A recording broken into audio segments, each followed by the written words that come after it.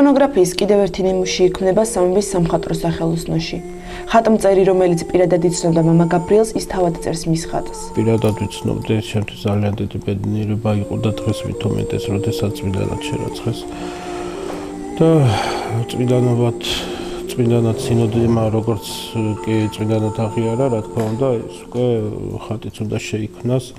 ეს ხატი თვითონ განკუთვნილია სამთავროს ზედათა მონასტერში დასაბრძანებლად. ვცდილობთ, რომ შედარებით გამორჩეული იყოს იმით, რომ გვინდა რომ მოიჭედოს ვერცხლით, გამშვენდეს მინანქრებით, ცხოვრების სცენები იქნება.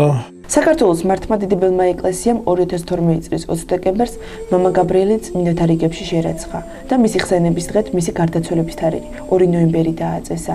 მას ღირსი არქიმანდრიტი ეწოდა. ხაწერა ის იგივეა, რაც ლოცვა. ხაწერის ისტორია მე-6 საუკუნიდან იწყება. მანამდე გამოსახულებები არსებობდა, რომელიც სიმბოლურ ხასიათს ატარებდა.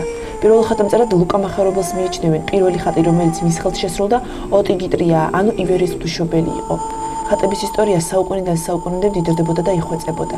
სტილი ამ ხატწერის ეს არ არის თუჩეთის ადამიანის მოფიქრებული თვითონ რომ ის ადამიანმა ეს მოიფიქრა და ფიქრები მნიშვნელობით ეს არის ეს გამოსახულებები არის მოცემული გამოცხადებით.